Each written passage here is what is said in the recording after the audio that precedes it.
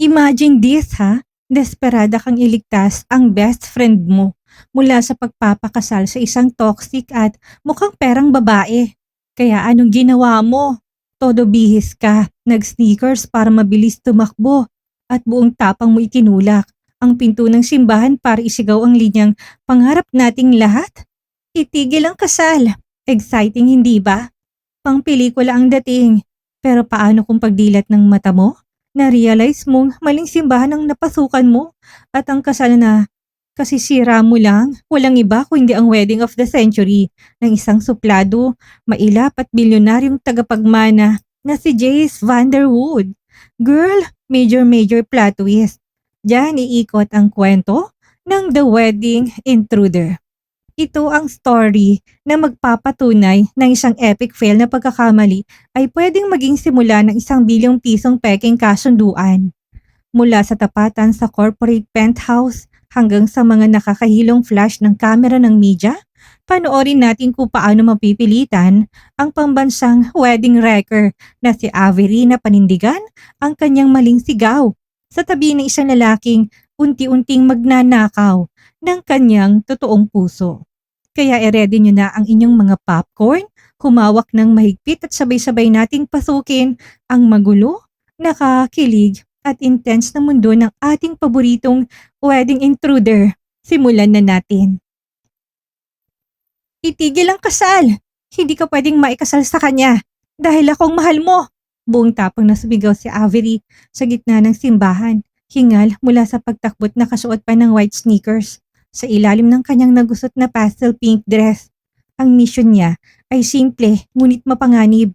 Iligtas ang kanyang kababata at lihim na minamahal na si Liam mula sa pagpapakasal sa isang kilalang manggagamit at materialistic na babae.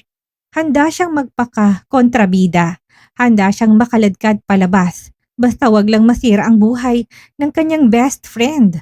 Ngunit imbis na iyak ng pagsisisi o yakap ng pasasalamat ang salubungin niya, isang nakakabinging katahimikan ang bumalot sa dambuhalang katedral at nang dahan-dahan na lumingon ang lalaking nakatayo sa harap ng altar. Hindi ito si Liam.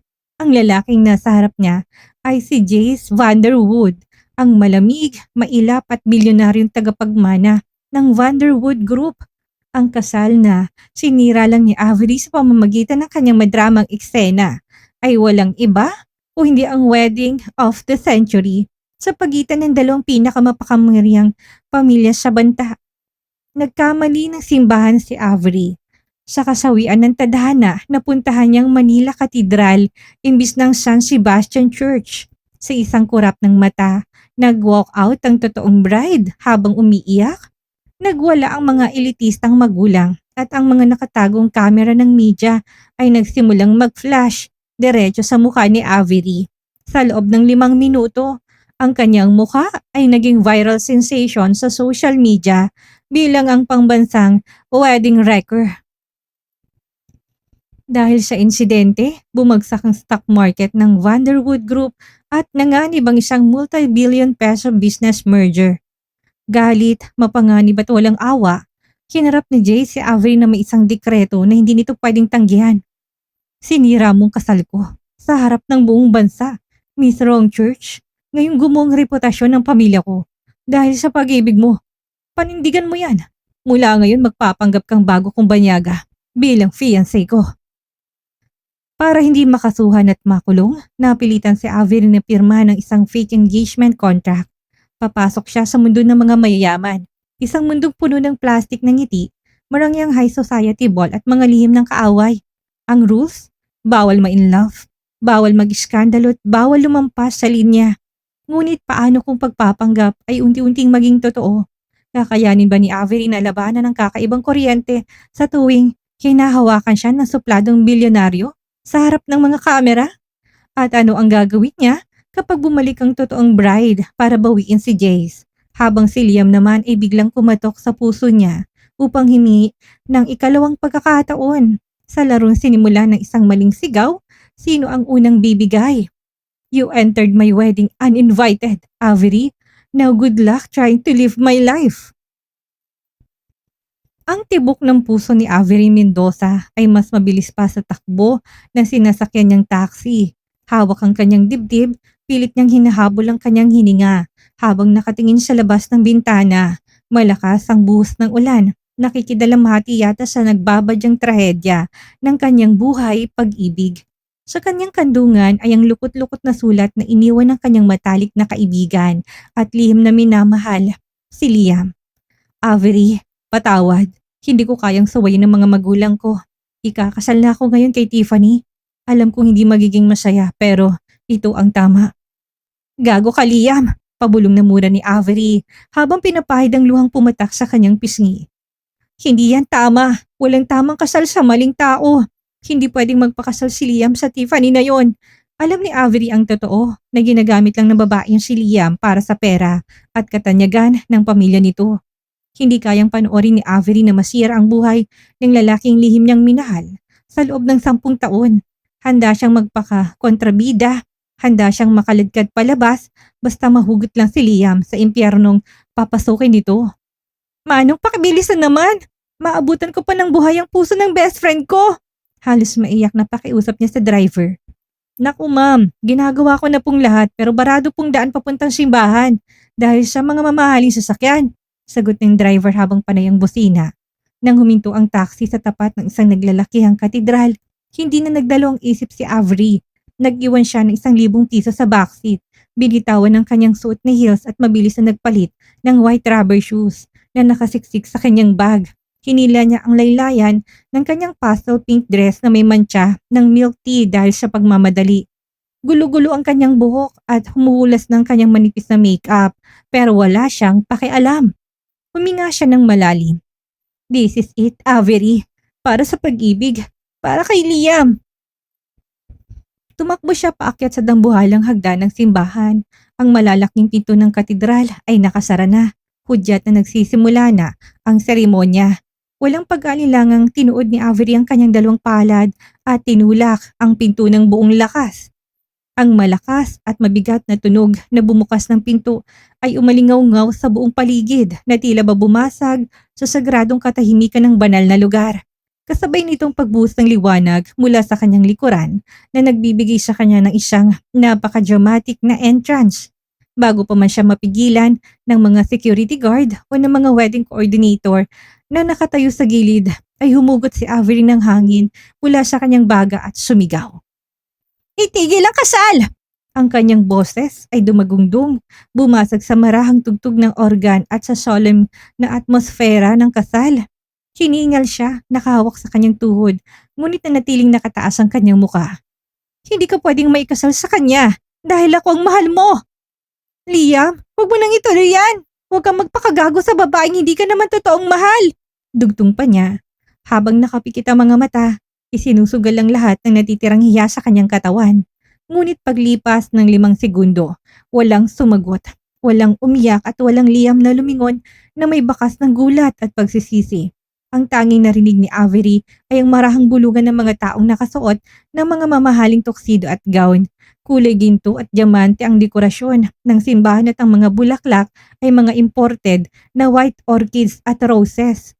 Malayo sa sinabi ni Liam sa sulat na simpleng garden theme church wedding ang magaganap.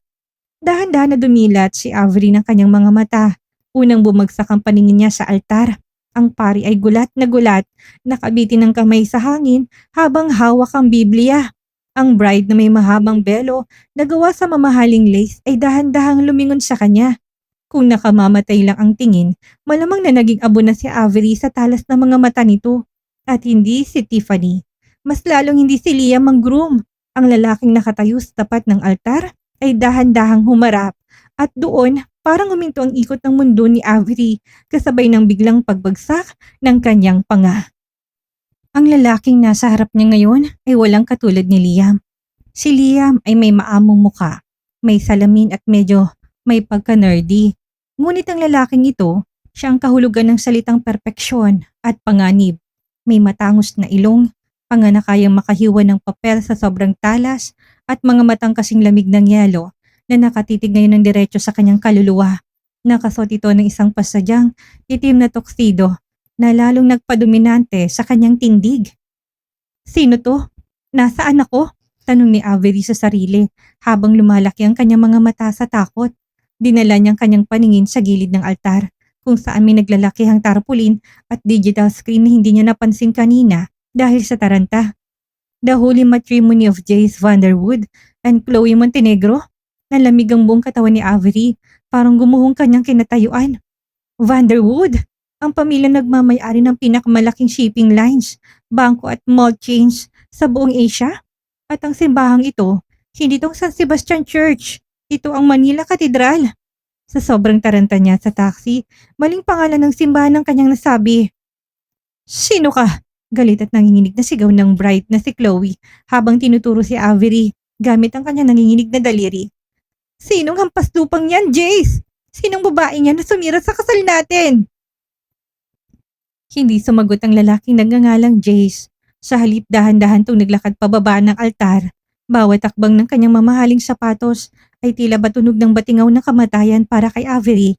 Huminto si Jace sa harap mismo ni Avery. Napansin ni Avery na napakatangkad nito. Kinailangan niya pang tingalain ito ng gusto para lang makita ang mukha nito, amoy mamahaling pabango.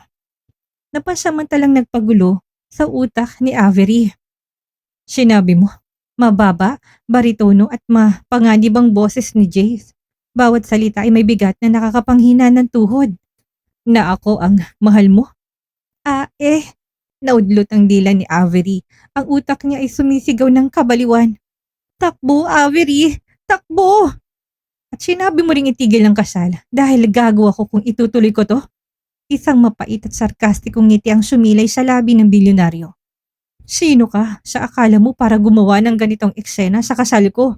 Bago pa man makasagot si Avery, biglang nag-walkout ang bright na si Chloe habang umiiyak ng hysterical, kasunod ang kanyang mga galit na magulang. Sa labas ng simbahan, ang mga photographer at media na naghihintay para sa wedding of the century ay biglang pumasok at nagsimulang mag-flash ng kanilang mga kamera direkta sa mukha ni Avery. Ang mga flash ng ilaw ay nakakahilo, nakakasilaw at nakakabaliw. Napalunok si Avery. Gusto niyang magpalamon sa lupa ngayon din. Sa kanyang kagustuhan na maging bayani sa kasal ng kanyang kaibigan, naging pambansang kontrabida siya sa kasal ng isang bilyonaryo. I think I have the wrong church. Pabulong at nanginginig na sabi ni Avery, sabay dahan-dahang hakbang paurong upang tumakas. Ngunit bago pa siya makatalikod, mabilis na hinawakan ni Jace ang kanyang braso. Mahigpit ang hawak nito, ngunit may kontrol. Sapat para maramdaman ni Avery ang kakaibang kuryente na nagpatayo ng lahat ng balahibo sa kanyang katawan. You destroyed my wedding, Miss Wrong Church. Bulong ni Jay sa kanyang tenga. Sapat lang para silang dalawang makarinig sa gitna na nagkakagulong media. And you think you can just walk away pagkatapos mo kong gawing katawa-tawa sa buong bansa? Panindigan mo ito. Ha? You're coming with me. Ang tunog ng ulan sa labas ng bintana na nagtataasang skyscraper ay tila ba background music sa isang pelikula tungkol sa katapusan ng mundo o mas tamang sabihin sa katapusan ng mundo ni Avery Mendoza.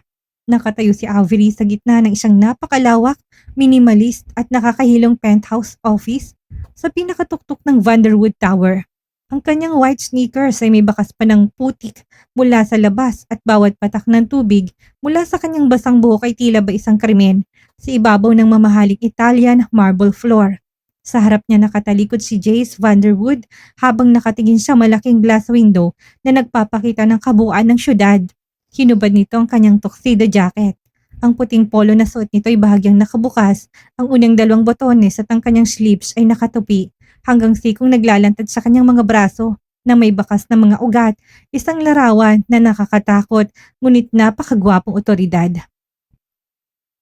Sir, we have a massive problem.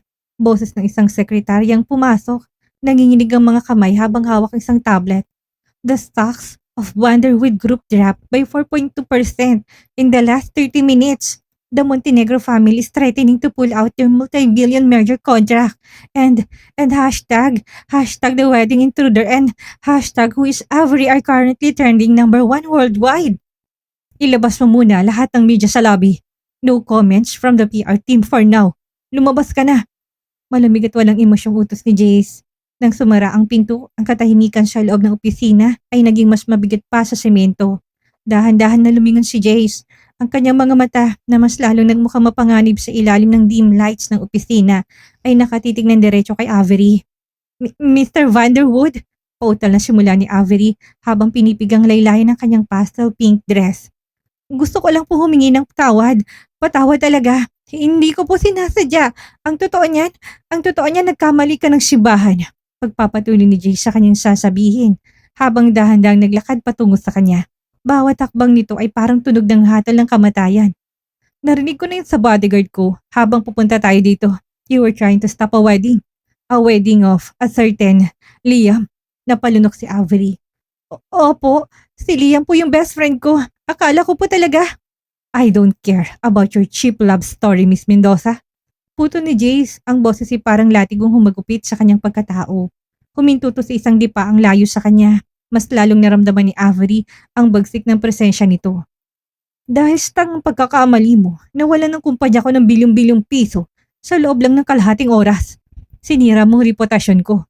Ginawa mo kong katawa-tawa sa harap ng buong mundo. Babayaran ko po! Biglang sigaw ni Avery, dala ng desperasyon. Isang maikli, sarkastiko at nakakakilabot na tawang pinakawala ni Jace. Babayaran mo? Magkanong laman ang bank account mo, Avery? 100,000? 200,000? Ang nawala sa akin hindi mo kikitain kahit na magtrabaho ka pa sa loob ng 10 buhay. Naiyak na si Avery sa matinding takot at kahihiyan. Tama ito, isa lang siyang freelance graphic designer na nabubuhay sa sahod. Paano niya babayaran ng isang Vanderwood? Ano pong gagawin niyo sa akin? Idedemanda niyo po ba ako? Ipapakulong? Pabulong na tanong niya. Habang malayang umaagaw sa mga luha sa kanyang pisngi, kumarap si Jay sa kanyang glass desk at may kinuha itong isang folder. Inahagis niya ito sa harap ni Avery. Yan ang tanging paraan para hindi ka mabulok sa kulungan.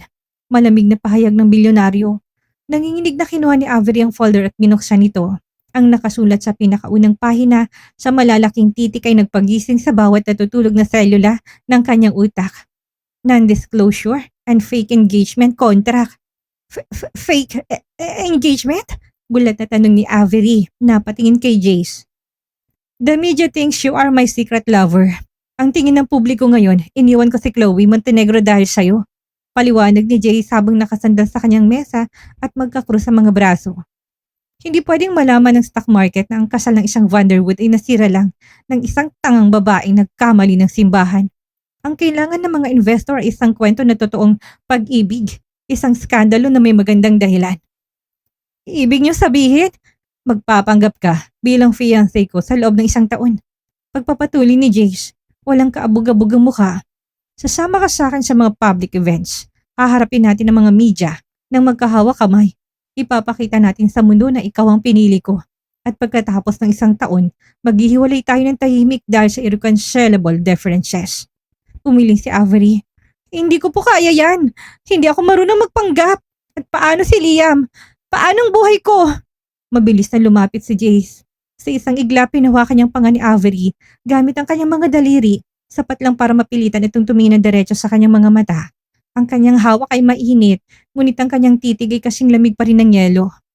Wala kang pagpipilian, Avery. Bulong ni Jace, ang kanyang hininga na amoy mint ay pumatak sa mga labi ni Avery. Ito? O ang iharap kita sa korte at siguraduhin sa loob ng kulungan ka magdiriwang ng susunod mong kaarawan. Choose your poison. Napakong tingin ni Avery sa mga labi ni Jace bago muling tumingin sa mga mata nitong walang bakas ng awa. Batid niyang seryosong lalaki. Nahuli siya sa bitag na siya mismong gumawa.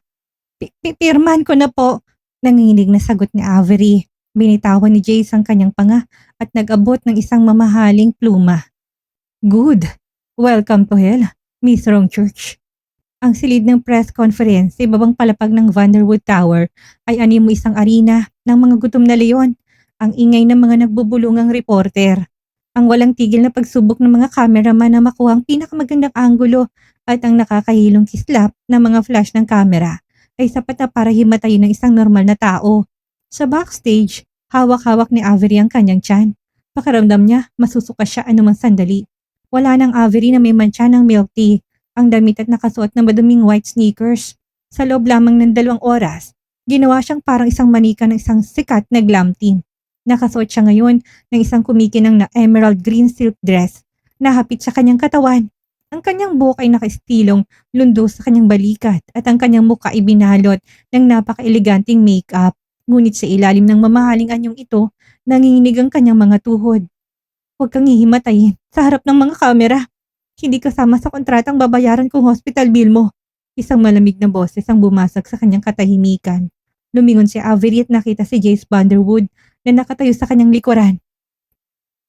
Perpektong pagkakaayos ng itim na suit nito, walang kahit na isang lukot. Ang kanyang buhok ay maayos na nakajal pataas na lalong nagpalitaw sa kanyang mapanganib at makapangyarihang mukha. Mr. Vanderwood, hindi ko talaga kaya, bulong ni Avery habang pinipigilan ng luha na sumira sa kanyang makeup. Ang daming tao doon, mga batikang reporter yan. Isang tanong lang nila, mabubuko na nila na nagsisinungaling ako. Mabilis na lumapit si Jay sa kanya. Sa isang iglap, hinawakan niyang bewang ni Avery at ninilato palapit sa kanyang katawan. Napasingap si Avery nang maramdaman ng matigas na dibdib ng bilyonaryo na sumandal sa kanyang dibdib. Amoy naman niya ang pamilyar na pabango nito. Makinig ka sa akin, mariing bulong ni Jace. Ang kanyang mga mata ay nakatitig na mariin sa kanyang mga labi bago lumipat sa kanyang mga mata. Mula sa sandaling humakbang tayo sa labas ng kortinang ito, ikaw ang babaeng pinakamahal ko. Ikaw ang dahilan kung bakit ko iniwan ang kasal ko kay Chloe. Kung may magtatanong sa'yo, tumingin ka lang sa akin at ngumiti. Ako ang sasalubong sa mga bala. Naintindihan mo ba? Hindi makapagsalita si Avery. Ang bilis ng tibok ng kanyang puso hindi na dahil sa kaba sa press conference, kundi dahil sa sobrang lapit ng mukha ni Jace. Tumango na lamang siya bilang sagot. Good. At isa pa, hinawakan ni Jace ang kanang kamay ni Avery at sinuot doon ng isang dambuhalang singsing. Isang 3 karat na diamante na kumikislap sa ilalim ng ilaw. Tawagin mo kong Jace. Walang Mr. Vanderwood sa harap ng media. Bago pa man makapag-react si Avery, bumukas ang pinto ng backstage. Mr. Vanderwood, Miss Mendoza, we are live in 3, 2, 1. Hinawakan ni Jace ang kamay ni Avery. Ang kanyang palad ay malaki, mainit at may hawak na proteksyon na pansamantalang nagpatahimik sa takot ni Avery. Sabay silang humakbang palabas sa entablado. Sinalubong sila na nakakabulag ng mga ilaw at sunod-sunod na sigaw ng mga reporter. Umupo sila sa gitna ng mahabang mesa kung saan may mga mikropono. Agad na nagtaasan ang mga kamay ng mga mamamahayag.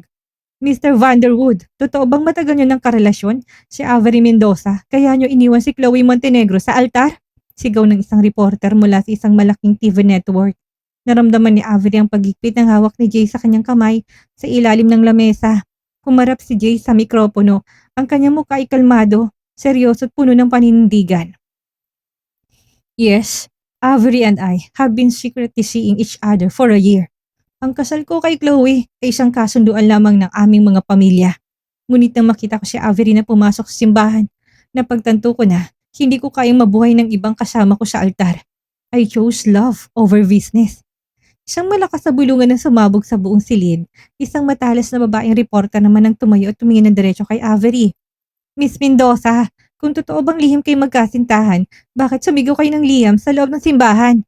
Maraming saksi ang nakarinig na pangalang Liam na isinigaw mo hindi Jace. Napatigil ang mundo ni Avery. Ang kanyang palad ay nagsimulang magpawis. Lumingon ang lahat ng kamera sa kanya. Naghihintay ng kanyang sagot. Pakiramdam niya nalulunod siya.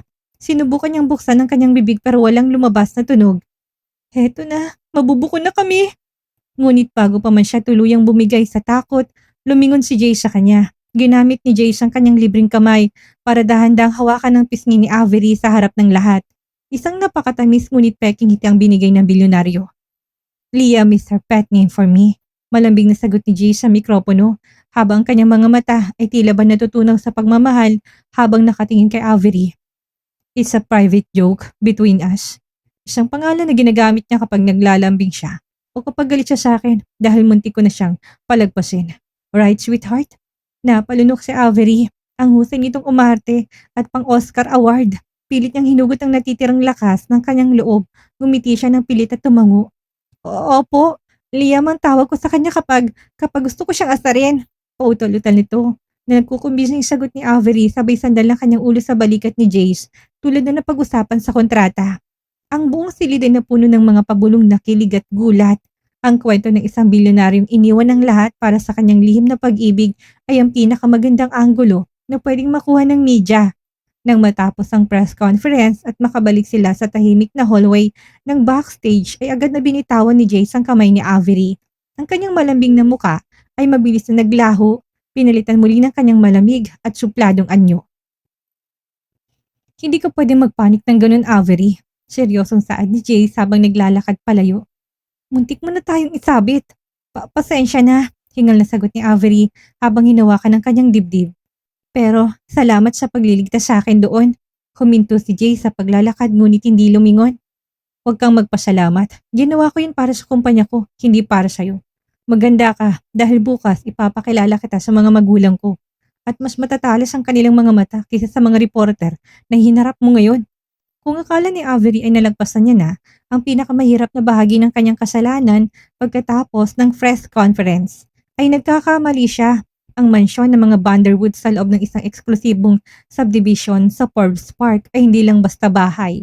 Ito ay isang palasyo ng karangyaan, kapangyarihan at panlalamig. Nakatayo si Avery sa tapat ng dambuhalang pintuan na gawa sa mahogany, habang ang kanyang kamay ay mahigpit na nakakapit sa braso ni Jace.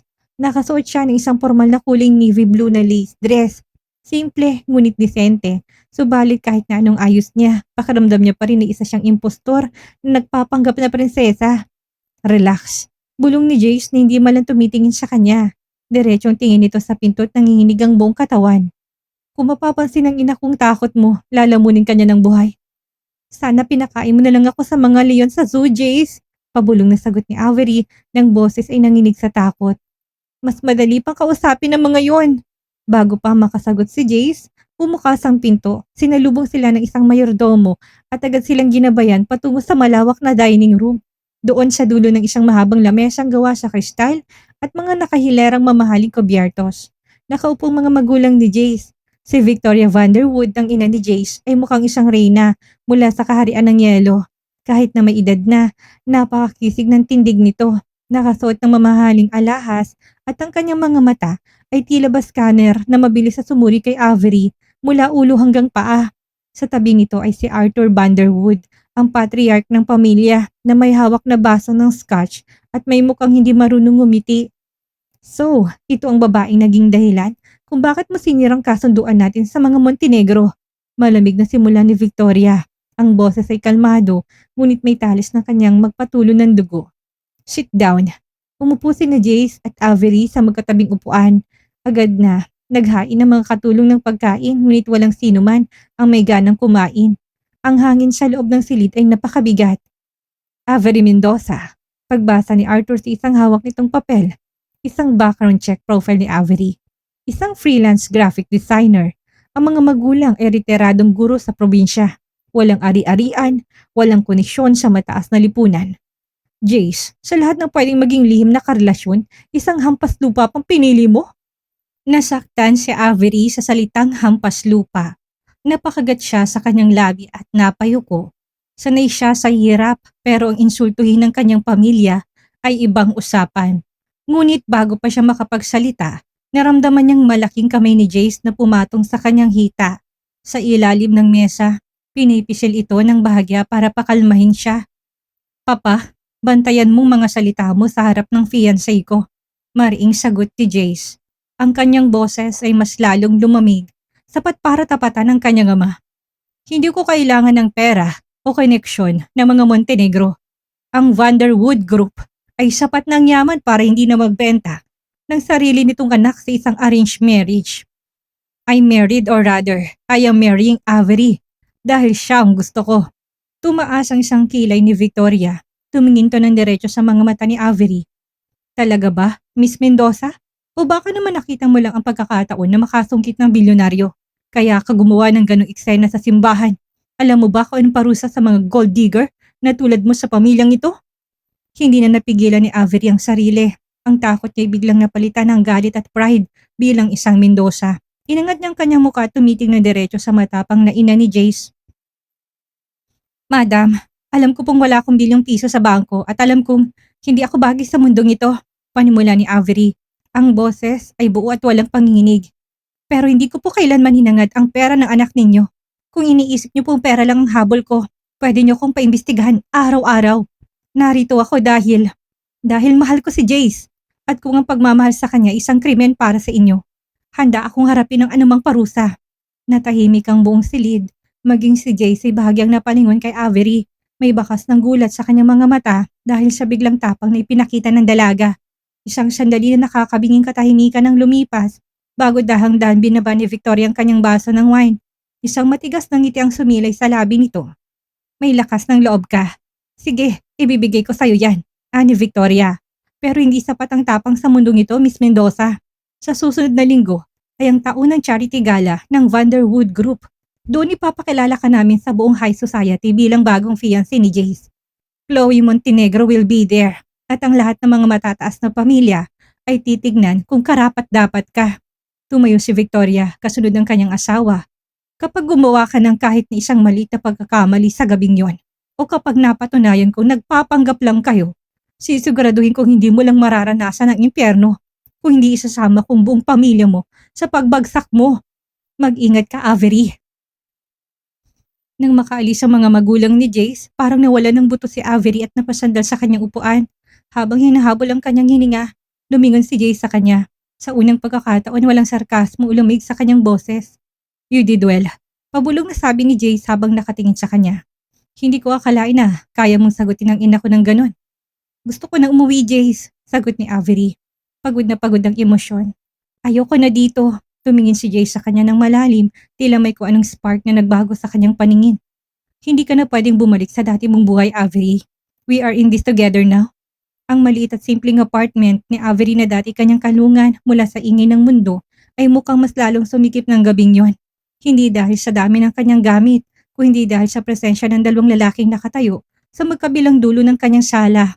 Nagpapakiramdaman na parang mga lobong handang magpunitan anumang sandali. Sa tapat ng pinto nakatayo si Leah, magulo ang kanyang buhok, nakabukas ang unang 3 botones ng kanyang pangkasalang barong at baka sa kanyang mga mata ang labis na puyat, pagod at matinding kalituhan. Hawak niyang kanyang cellphone kung saan naka-flash pa rin ang balita tungkol sa press conference ni na Avery at Jace. At sa tabi naman ng bintana, prenting nakasandal si Jace Vanderwood. Kahit nasa loob ng isang simpleng apartment, hindi nabawasan ng kanyang nakakatakot at dominanting aura. Nakapasok ang kanyang 2 kamay sa bulsa ng kanyang mamahaling slacks, habang kanyang malamig na tingin ay nakapako kay Liam. Avery, anong ibig sabihin nito? Boses ni Liam, nanginginig at puno ng hinanakit. Pumunta ako dito para magpasalamat dahil nalaban ko, sinubukan mo palang pigilan ang kasal ko kay Tiffany. Pero ano tong nakikita ko sa balita? Kayo na ng bilyonaryong ito? At tinawag mo siyang Leah? Napalunok si Avery. Humakbang siya pa itaas para lumapit sa kanyang kababata. Leah, makinig ka. Ang totoo niyan, Miss Mendoza, is my fiancé now. Puto ni Jay sa sasabihin ni Avery. Dahan-dahan to naglakad patungo sa dalawa at bawat takbak ay nagpapabigat sa tensyon sa silid. Huminto si Jay sa tabi ni Avery at walang sabi-sabing hinaklit ang bewang ng dalaga para idikit ito sa kanyang katawan. And I don't appreciate another man barging into my woman's apartment at this hour. Namilog ang mga mata ni Avery sa ginawa ni Jace. Sinubukan niyang kumawala, ngunit mas lalong humigpit ang hawak ng bilyonaryo sa kanyang bewang. Ang kanyang init at ang pamilyar nitong amoy mint ay muling bumalot sa kanya na nagpadoble sa kaba ng kanyang dibdib. Bitawan mo siya! Galit na sigaw ni Liam. Sabay hakbang pasulong. Avery, sabihin mo sa akin ng totoo. Kilala kita mula bata pa tayo. Hindi ka pumupunta sa mga marangyang lugar at mas lalong hindi ka papatol sa isang tulad niya. Pinilit ka ba niya? Ginamit mo bang pangalan ko sa press conference para pagtakpan ng lalaking ito? Tumingin si Liam ng diretso sa mga mata ni Avery at doon nakita ni Avery ang sakit na matagal niya nang iniiwasang makita. Hindi ko itinuloy ang kasal ko kay Tiffany, Avery. Dahil nung nalaman ko sumugod ka sa katedral, iniwan ko siya sa altar. Tumakbo ko papunta dito dahil napagtanto kong ikaw palang mahal ko. Ikaw lang. Parang binuhusan ng malamig na tubig si Avery. Iniwan ni Liam si Tiffany. Mahal niya ako. Ito ang mga salitang 10 taon niyang pinagdarasal na marinig. Ito ang pangarap niya. Pero bakit sa maling pagkakataon at sa harapan ng maling tao? Bago pa makasagot si Avery, naramdaman niyang biglang pagbabago ng enerhiya kay Jace.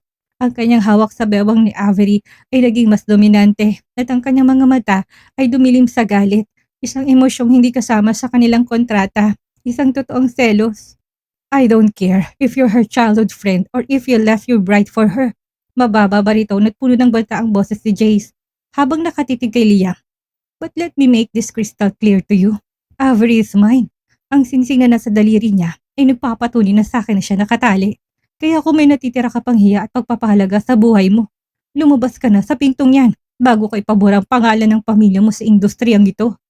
Jace, tama na! Sa wakas ay sumigaw na si Avery, sabay tulak sa dibdib ni Jace para makakalakalas. Lumingon siya kay Liam, umiiyak. Liam, pakiusap, umalis ka na muna. Totoo ang nakikita mo. Fiancé ko na si Jace, hindi kita pwedeng mahalin. Hindi na ngayon.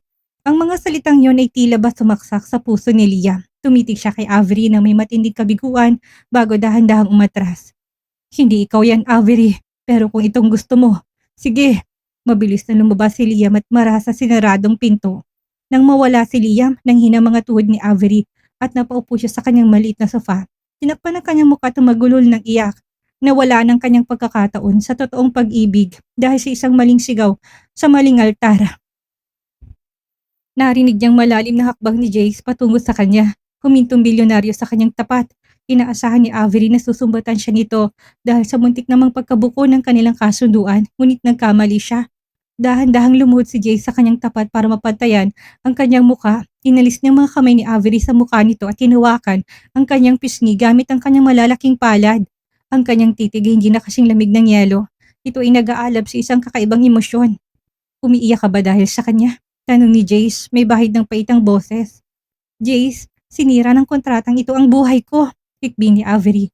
Mahal ako ni Liam, pero hindi ko siya pwedeng balikan dahil sa'yo. Napatitig si Jace sa mga labi ni Avery na nanginginig sa pag-iyak. Bago pa marealisahan ni Avery ang nangyayari, nilapit ni Jace ang kanyang mukha at marahas ngunit puno ng pagnanasa na itinuod ang kanyang mga labi sa mga labi ni Avery. Isang halik na hindi kasama sa kontrata. Isang halik na nagpatahimik sa buong mundo ni Avery at nagpalitaw ng isang matinding kuryente hindi na pwedeng itanggi ng kanilang mga puso. Ang halik na naganap sa kanyang malit na sala kagabi ay nanatiling nakatatak sa mga labi ni Avery. Tila ba isang pasong hindi nawawala ang init at ngayon natagpuan na lamang niyang kanyang sarili na nakatayo sa gitna ng isang napakalawak at marangyang penthouse condo sa Bonifacio, ang opisyal na tirahan ni Jace Vanderwood. Dinala siya dito ni Jace, madaling araw pa lamang matapos kuyugin ng mga paparazzi ang kanyang apartment. Dahil sa balitang iniwan din ni Liam si Tiffany sa altar. Para sa kanyang kaligtasan at para na rin mas makumbinsi ang publiko, kailangan nilang magsama sa ilalim ng isang bubong. Mula ngayon dito ka natitira, malamig na pahayag ni Jace habang nilalagay ang kanyang mga gamit sa tabi ng pintuan. Ang kanyang boses ay bumalik sa dati nitong lamig. Tila ba walang nangyaring halikan kagabi na nagpayanig sa mundo ni Avery. Jace, tungkol sa nangyari kagabi, nangyari na yun, ito sa mistake driven by adrenaline. Putol agad ni Jace sa kanyang sasabihin. Hindi malang tumingin sa kanyang mga mata. Lumakad patungo sa glass coffee table at kinuhang isang pirasong papel na may bago at nakalimbag na mga patakaran. Dahil magkakasama na tayo sa isang espasyo, kailangan natin maglatag ng mga bagong patakaran. The rules of engagement. Lumapit si Avery at kinuha ang papel. Pinasa niyang nakasulat dito. Rules of engagement. Separate bedrooms. Ang master's bedroom ay kay Jace. Ang guest room ay kay Avery. Ang pagpasok sa kwarto ng isa't isa nang walang pahintulot ay mahigpit na ipinagbabawal. No physical contact unless we are in public or in front of the cameras. Strict privacy. Walang sino mang pwede magdala ng ibang tao dito, lalo na si Liam. Absolute honesty. Regarding the media, anumang balita o issue kailangan dumaan na muna sa PR team ng Vanderwood Group bago dilaan ng publiko. No physical contact, pabulong nabasa ni Avery sa rule number 2. Bago itinaas ang kanyang paningin kay Jace na ngayon ay nagsasali ng kape sa kanyang tasa. Mabuti naman at isinama mo yan. Akala ko kasi nakalimutan mo ng salitang boundaries kagabi.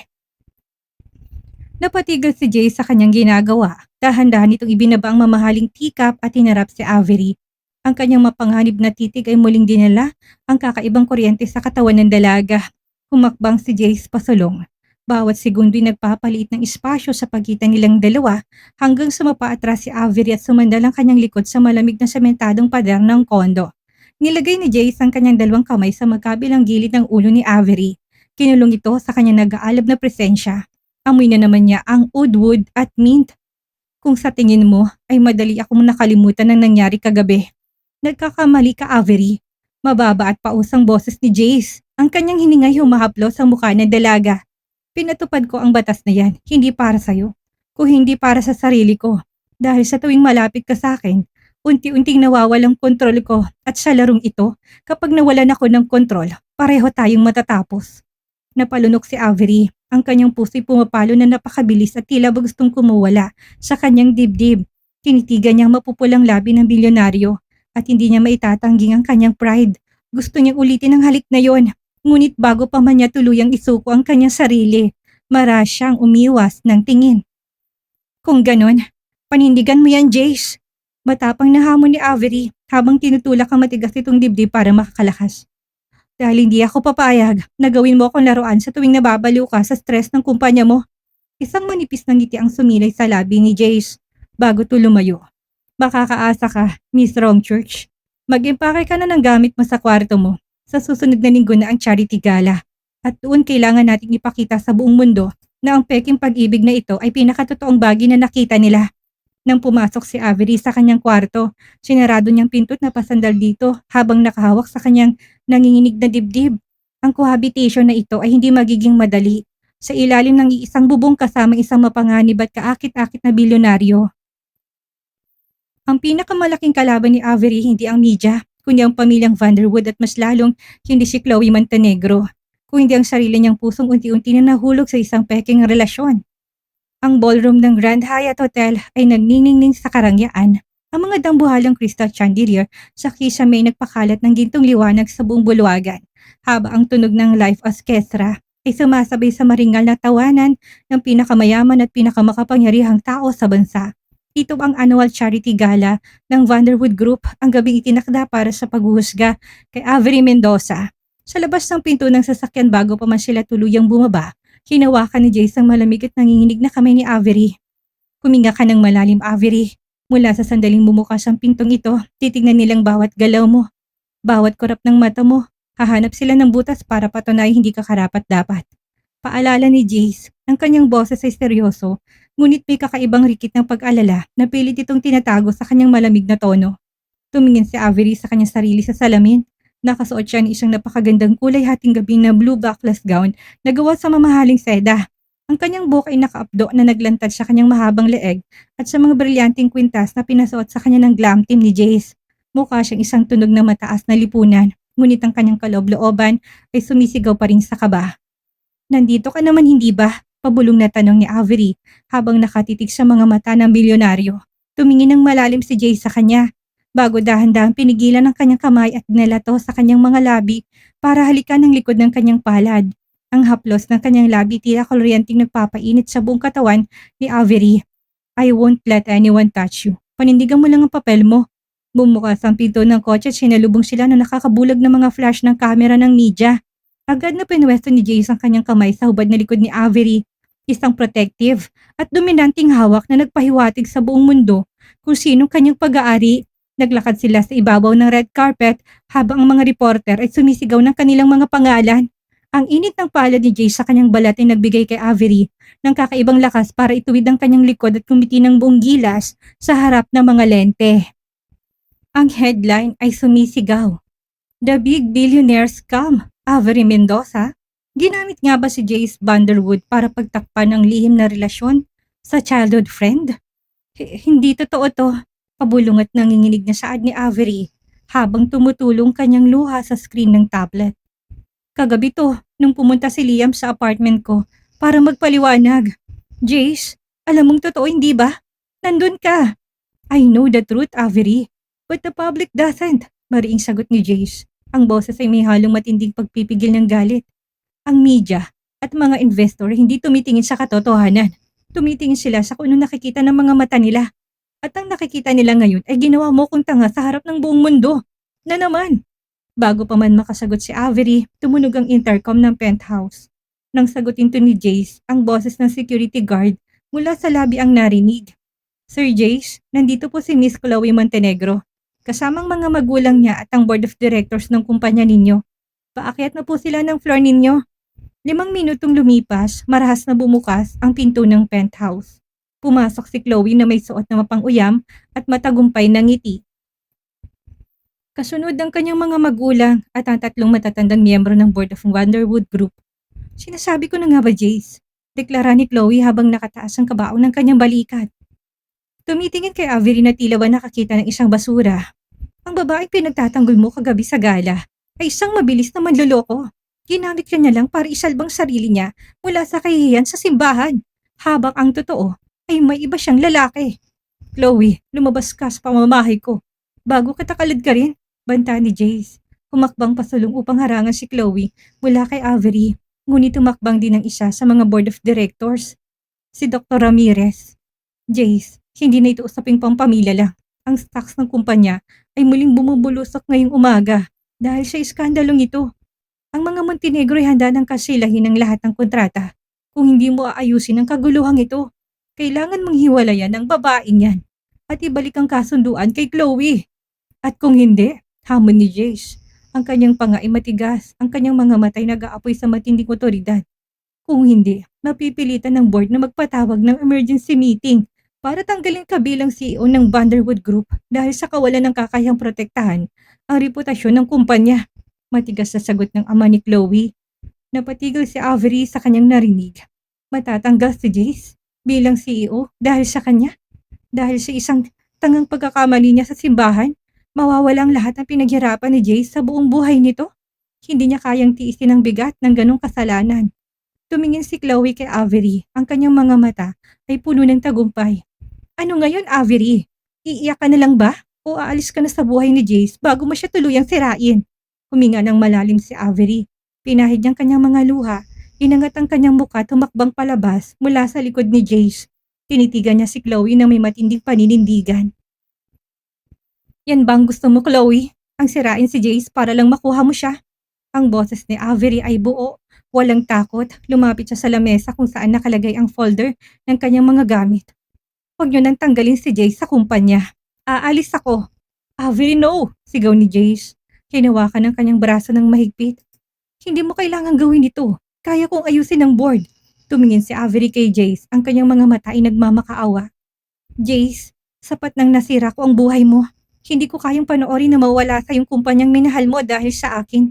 Hayaan mo na akong umalis. Tapusin na natin ang kontratang ito. Binitawan ni Avery ang kamay ni Jace. Kinuha ang kanyang simpleng bag at mabilis na naglakad patungo sa pinto. Bago siya tuluyang lumabas, nilingon niya si Chloe. Nakuha mo ng gusto mo, Chloe. Pero tandaan mo to, kahit kailan, hindi mo makukuha ang puso ni Jace. Dahil ang taong gumagamit ng maduming paraan para manira ng iba ay hindi kailanman magiging karapat-dapat na mahalin. Marahas na sinarado ni Avery ang pinto ng penthouse. Iniwan si Jace sa gitna na nangangalit ng mga board member, habang siya naman ay humakbang patungo sa kawalan. Bitbit ang kanyang nadurog na puso sa ilalim ng bumubuhos na ulan sa labas ng gusali. Ang ulan na kanina pa bumubuhos ay tuluyan na naging isang malakas na bagyo. Ang langit ay binalot ng madidilim na ulap, kasabay ng matatalas na kidlat na gumuguhit sa kalawakan. Sa isang maliit at abandonadong waiting shed sa gilid ng madilim na kalsada, malapit sa kanyang lumang apartment, nakaupo si Avery. Basang-basa ang kanyang damit. Gulo-gulo ang kanyang buhok at nanginginig ang buong katawan niya sa tindi ng lamig. Yakap-yakap niya ang kanyang mga binti habang ang kanyang mga luha ay sumasabay sa agos ng tubig ulan sa kanyang pisngi. Pakiramdam niya ay wala na siyang matatakbuhan. Iniwan niya si Jace para isalba ito pero ang sarili niyang puso ay naiwan sa penthouse ng bilyonaryo. Nagsimula nang uminit ang kanyang noo, ang kanyang paningin ay unti-unti nang lumalabo dahil sa mataas na lagnat na dulot ng pagod, stress at pagkabasa sa ulan. Kasalanan ko to. Kung hindi ako nagkamali ng simbahan, hindi magkakagulo ang lahat. Pabulong na sisi sa sarili ni Avery habang dahan-dahang bumabagsak ang kanyang mga pilikmata. Isang malakas na tunog ng preno ng sasakyan ang bumasag sa ugong ng bagyo. Isang marangyang itim na SUV ang huminto mismo sa tapat ng waiting shed. Bumukas ang pinto nito at lumabas ang isang lalaking walang payong, walang suot na mamahaling suit jacket. Si Jace. Tumatakbo si Jace patungo sa kanya. Ang kanyang puting polo ay basang-basa na rin at dumikit sa kanyang matikas na pangangatawan. Baka sa kanyang muka ang matinding takot, pag-aalala at galit na ngayon lang nakita ni Avery sa buong buhay nito. Avery! Sigaw ni Jace habang lumuluhod sa harap niya sa maduming semento ng waiting shed. Agad niyang hinawakan namang balikat ni Avery. Sa wakas, nahanap din kita. Akala mo ba, hayaan lang kita na umalis pagkatapos ng ginawa mo doon sa penthouse? Jace, nangihinang pabulong ni Avery. Sinubukang itulak ang mga kamay nito. Bakit ka nandito? Bumalik ka na doon. Ang board mo, ang kumpanya mo. Fuck the board. Fuck the company. Maras na mura ni Jace. Ang kanyang boses ay dumagungdong kasabay ng kulog sa langit. Hinawakan niya mukha ni Avery gamit ang kanyang mga palad. Nalaki ang mga mata ni Jace na maramdamang nag-aapoy ng init ng balat ng dalaga. Nasisiraan ka na ba ng bait? May lagnat ka. Bakit ka nagpapakabayani para sa akin? Dahil ayoko mawala ang lahat sa'yo nang dahil sa akin. Umiiyak na sinigaw ni Avery. Gamit ang natitirang lakas ng kanyang baga, tinitigan niya si Jace na may matinding sakit. Isang pagkakamali lang ako sa buhay mo, Jace. Isang babaeng pumasok sa maling simbahan at sinira ang kasal mo. Dapat lang na umalis ako para maibalik sa normal ang buhay mo. Napatitig si Jace sa kanya. Ang kanyang mga mata ay lumambot. Napalitan ng isang emosyon na matagal na nitong itinago sa likod ng kanyang malamig na pader. Hindi mo naiintindihan, Avery. Mababa, pausat puno ng damdamin ang boses ni Jace. Habang hinahaplos ang pisngi ni Avery, ang ulan ay patuloy na pumapatak sa kanilang mga mukha. Ang buhay ko bago ka dumating. Yun ang pagkakamali. Isang buhay na sunod-sunuran sa pamilya. Isang kasal na walang pag-ibig para sa lang sa negosyo. Noong pumasok ka sa simbahan na yon at sumigaw ng itigil ang kasal, doon lang ako nagising. Napasinghap si Avery, ang kanyang puso ay nagsimulang tumibok ng napakabilis. Jace, hindi kita hinanap dahil sa kontrata, Avery. Pagpapatuloy ni Jace, ang kanyang mga matay nakatitig ng diretso sa kaluluwa ng dalaga. Hinanap kita dahil hindi ko kayang mawala ka. Noong umalis ka sa penthouse, pakiramdam ko doon pa lang ako tuluyang nawala ng lahat. Hindi ko kailangan ng pera ng mga Montenegro. Ang kailangan ko ay ikaw. Bago pa man makapagprosesong utak ni Avery sa kanyang narinig, hinila siya ni Jace papalapit at binalot siya sa isang napakahigpit at mainit na yakap. Isang yakap na tila ba nagpawalang bisa sa lahat ng lamig ng bagyo. Isinandal ni Jace ang kanyang ulo sa leeg ni Avery. Huwag mo na ulit gagawin yon. Pabulong na pakiusap ng bilyonaryo. May bahid ng takot ang kanyang boses. Huwag mo na akong iiwan. Sa gitna ng ulan at ng mataas na lagnat, naramdaman ni Avery ang isang matinding kapanatagan. Itinaas niya ang kanyang mga nanginginig na kamay at niyakap din si Jace ng mahigpit. Ang pagpapanggap ay tapos na, ang kasunduan ay wala ng halaga. Dahil sa gabing yon, sa ilalim na nangangalit na bagyo, natagpuan nila ang totoong pag-ibig sa gitna ng isang maling simula. Binuhat ni Jace si Avery na parang bagong kasal at sinakay sa loob ng kanyang kotse upang iuwi ito sa kondo. Hindi bilang isang peking fiancé, kundi bilang babaeng kanyang iibigin habang buhay. Ang init ng silid ay nagpabawas sa lamig na iniwan ng bagyo kagabi. Dahan-dahang idinilat ni Avery ang kanyang mga mata at sinalubong siya ng pamilyar na puting kisame ng guest room sa penthouse ni Jace. May nakapatong na basang dimpos sa kanyang noo at ang kanyang suot ay pinalitan ng isang malaking kulay abong t-shirt na amoy oud wood at mint. Kay Jace, nang subukan niyang bumangon, isang mabigat na pakiramdam sa gilid ng kanyang kamang nagpatigil sa kanya. Naglapat ang kanyang paningin kay Jace Vanderwood. Nakaupo ang bilyonaryo sa sahig. Ang kanyang ulo'y nakasandal sa gilid ng kutsyon at mahigpit nitong hawak ang kanang kamay ni Avery habang natutulog. Gulo-gulo ang buhok nito, may itim na bilog sa ilalim ng mga mata at nakasuot pa rin ng kusot na polo mula kagabi.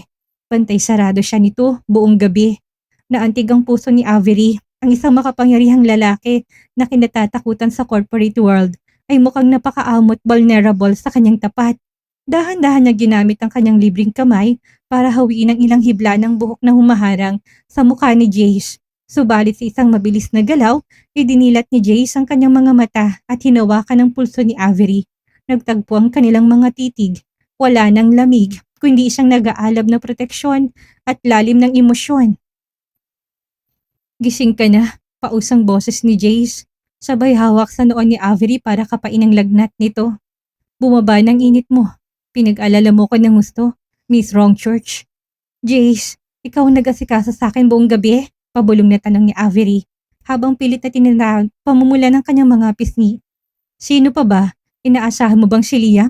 Biglang nagbagong tono ni Jace, naging matigas at may bahid ng pait.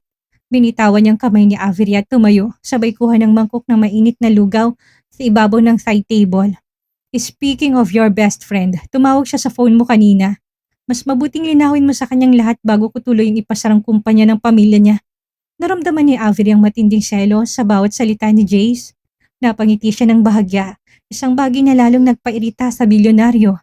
Bakit mo ko tinatawanan? Seryosong tanong ni Jace, habang sumusubong ng lugaw sa kutsara para pakainin si Avery. Nagsiselos ka ba kay Liam, Jace? Hamon ni Avery habang nakatitig sa mapupulang labi ng lalaki. Ibinaba ni Jace ang kutsara sa mangkok na may konting lakas. Lumapit siya at nilagay ang kanyang mga kamay sa magkabilang gilid ni Avery sa kama at tuluyang nilapit ang kanyang muka. Ang kanyang hininga na amoy mint ay humaplos sa mga labi ni Avery. Oo, nagsiselos ako, Avery. Pag-amin ni Jace. Walang pag-alilangan sa kanyang mga mata, dumilim ang kanyang titig habang nakatingin sa mga labi ng dalaga. Nababaliw ako, sisiping may ibang lalaki na kakilala sa'yo bago ako. Nababaliw ako nung sumugod ka sa simbahan. Pangalan niya sinigaw mo't hindi akin. At mas lalo ko nababaliw dahil alam ko na mahal mo siya noon. Napatigil ang paghinga ni Avery. Ang katapatan ni Jace ay mas matindi pa sa anumang komprontasyon na hinarap niya. Jace, si Liam nakaraan na yon, pabulong na sagot ni Avery. Ang kanyang kamay ay kusa ng humawak sa kwelo ng polo ni Jace. Nung nandun ako sa ulan kagabi, na-realize kong isang bagay. Ang dahilan kung bakit ayokong sirain mong buhay mo para sa akin na hindi dahil siya nakukonsensya ko sa kontrata. Kundi dahil hindi ko kayang makita ka nasasaktan. Jace, sa kakamadali kong iligtas ang best friend ko, mukhang sarili kong pusong tuluyang nahulog sa maling altar. Isang matamis at mapagpalayang ngiti ang sumilay sa mga labi ni Jace. Isang ngiti na ngayon lang nakita ni Avery mula nang makilala niya ito. Kung ganun, pareho na tayong talo sa sarili nating laro, Avery. Bulong ni Jace. Hindi na nag-aksaya ng panahon ng bilyonaryo at nilapit niyang kanyang mukha at sinalubong ang mga labi ni Avery ng isang napakatamis at malalim at mapusok na halik. Ang halik na ito hindi tulad ng sa apartment na puno ng galit at adrenaline. Ito ay puno ng pagmamahal, ng pangako at ng pag-amin na hindi na sila magpapanggap pa. Itinaas ni Avery ang kanyang braso upang isabit ito sa leeg ni Jace. Dinarama ang bawat segundong pag-aari niyang lalaking pinapangarap ng lahat. Ngunit sa gitna ng kanilang marubdob na halikan, biglang tumunog ang personal na cellphone ni Jace sa kanyang bulsa.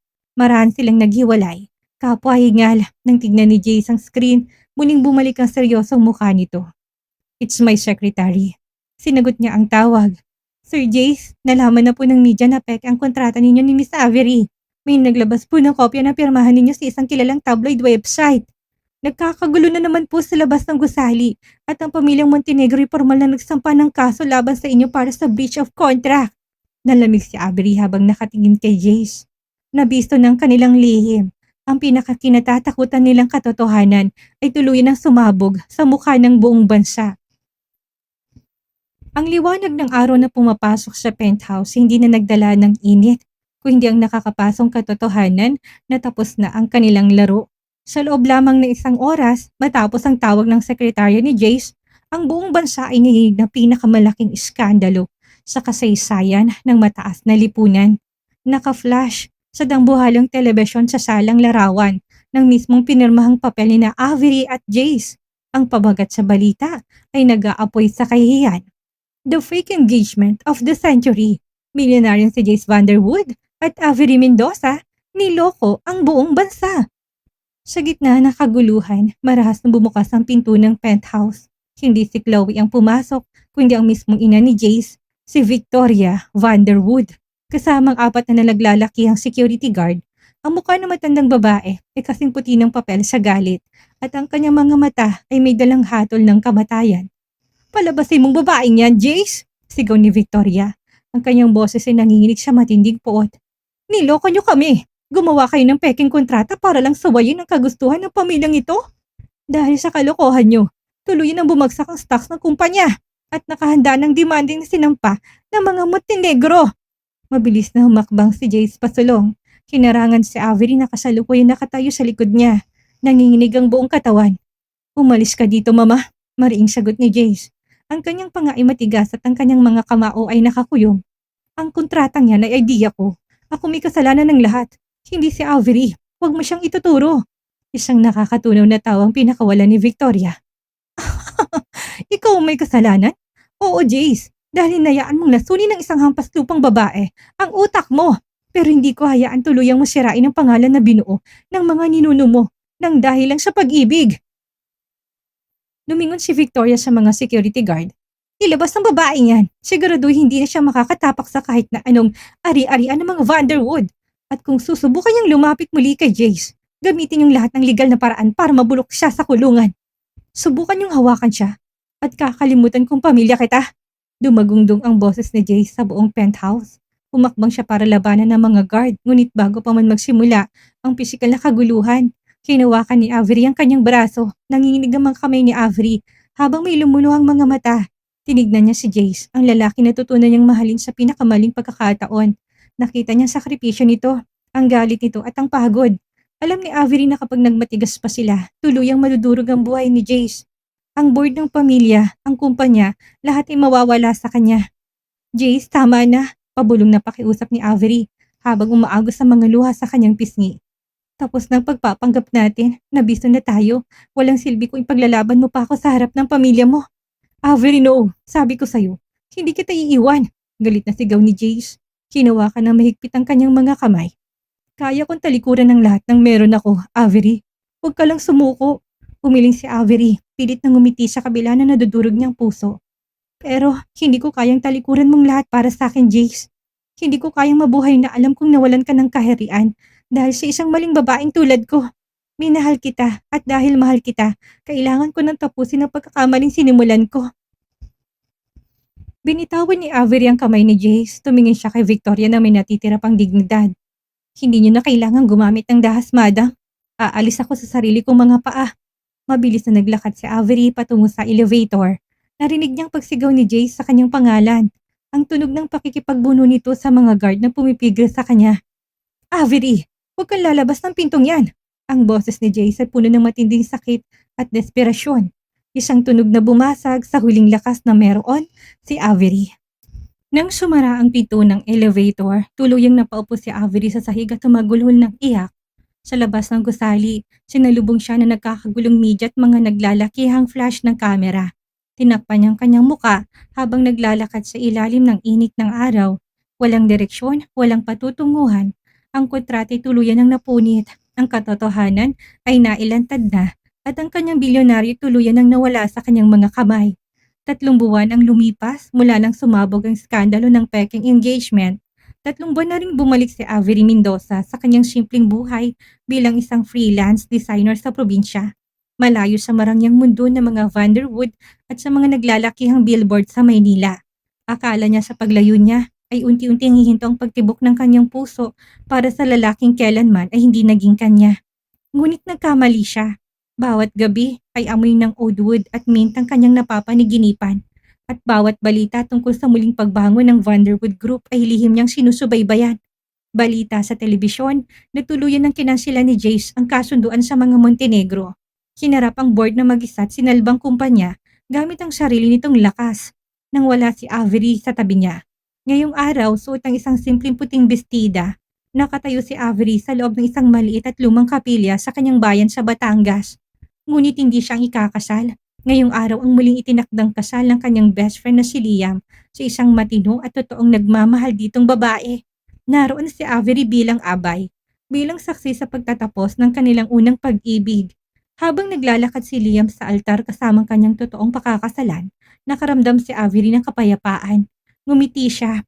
Heto ng tamang kasal sa tamang simbahan.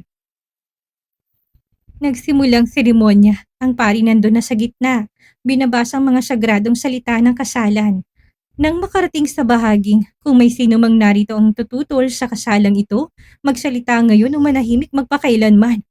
Isang malakas na tunog ang marahas ng pagtulak sa pinto ng kapilyang bumasag sa solemn na katahimikan. Ang lahat ng tao sa loob ng simbahan ay sabay-sabay na lumingon sa likod. Napasinghap ang mga bisita nang makitang isang dambuhalang mamahaling sports car na nakaparada ng pahalang sa labas at isang lalaking humakbang papasok. Napatigil ang tibok ng puso ni Avery. Ang kanyang panga ay dahan-dahang bumagsak habang ang kanyang mga mata ay napuno ng luha sa gulat. Si Jace Vanderwood, hindi to nakasuot ng formal na suit. Ang kanyang buhok ay magulo dahil sa hangin mula sa mabilis sa pagmamaneho. Nakabukas ang unang tatlong botones ng kanyang polo at baka sa kanyang mukha ang matinding pagod, ngunit nag-aalab na paninindigan. Diretso ang kanyang lakad papasok sa aisle. Bawat takbang ay tila bayayanig sa pundasyon ng lumang kapilya. Itigil ang kasal! Dumagundong ang bariton ng boses ni Jace sa buong kapilya. Gulat na gulat si Liam at ang kanyang bride, maging ang pari na pahawak sa kanyang Biblia. Lumingon si Jace. Hindi siya ikakasal kung hindi diretso sa mga mata ni Avery na nakatayo sa gilid ng bilang abay. Jace, pabulong at nanginginig na tawag ni Avery habang humakbang siya pasulong mula sa hanin ng mga abay. Anong ginagawa mo dito? Bakit mo pinipigilan ang kasal ni Liam? Huminto si Jace. Isang dipa ang layo kay Avery. Tinitigan niyang dalaga ng may matinding emosyon. Ang kanyang mga matay nangungulilat puno ng pagmamahal na matagal na nitong kinikimkim. Hindi ko pinipigilan ang kasal nila, Avery. Hingal na sagot ni Jace. Ang kanyang boses ay may halong panginginig. Pinipigilan kong kasal ng buhay mo na wala ako.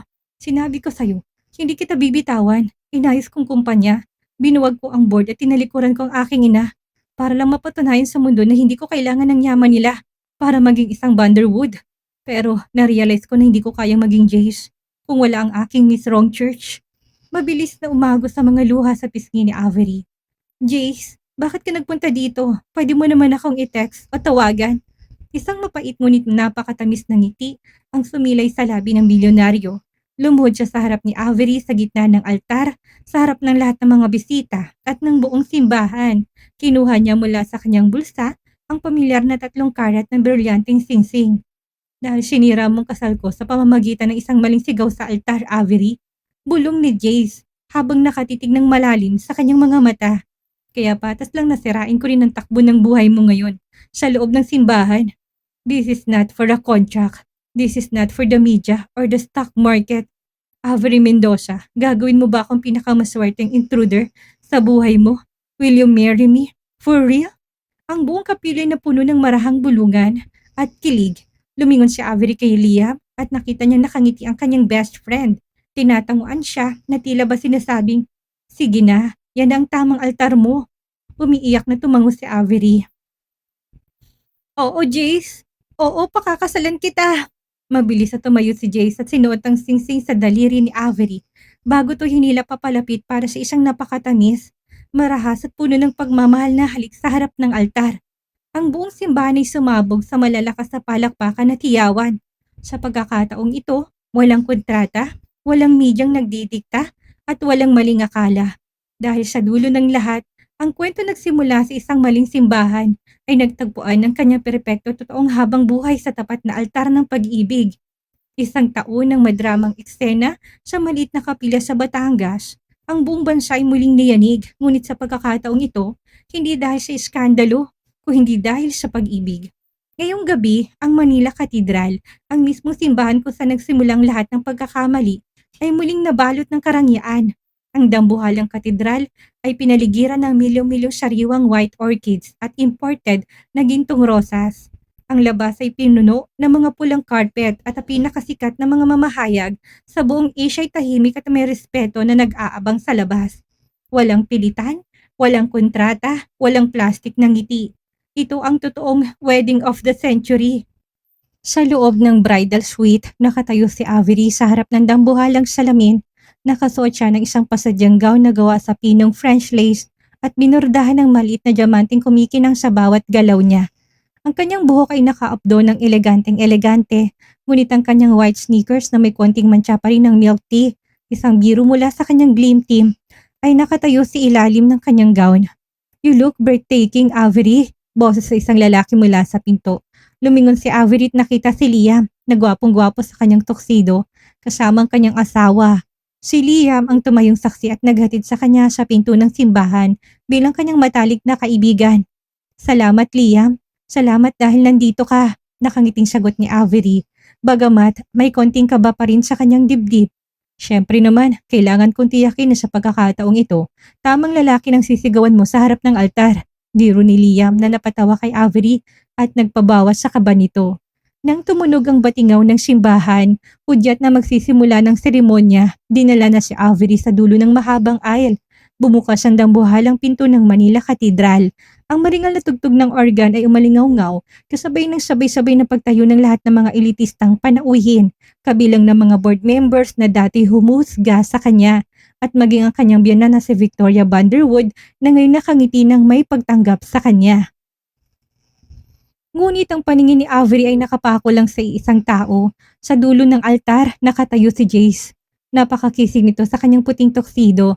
Ang kanyang pangay matigas pa rin, ngunit ang kanyang mga mata, ang mga matang dati kasing lamig ng yelo, ay kasalukuyang nangingilit sa luha habang nakatitig sa kanyang paparating na bride. Ang bilyonaryong hindi marunong gumiti ay may pinakamalambing ng ngiti ngayon sa kanyang mga labi.